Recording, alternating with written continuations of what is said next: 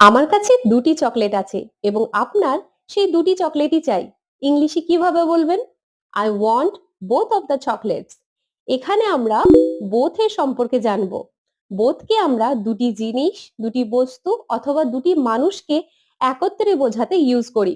যেমন both of them আর my friends, অর্থাৎ ওই দুজনই কিন্তু আমার বন্ধু। বোথ চকলেটস আর ডেলিশিয়াস, অর্থাৎ দুটি চকলেটই সুস্বাদু।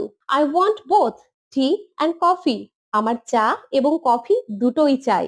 এবার আপনার যদি দুটো জিনিসের মধ্যে একটা জিনিস চাই, সেক্ষেত্রে আপনারা ইদার অর এর ব্যবহার করবেন। যেমন I want either the dark chocolate or the dairy milk, অর্থাৎ আমার হয় ডার্ক চকলেটটি চাই, না হয় ডেয়ারি মিল্কটি চাই। এবার আপনার যদি দুটো জিনিসের মধ্যে কোনোটি পছন্দ না হয়, সেক্ষেত্রে আপনারা নিদার নর এর ব্যবহার করবেন। যেমন I want neither the dark chocolate নর দ্য ডেয়ারি মিল্ক।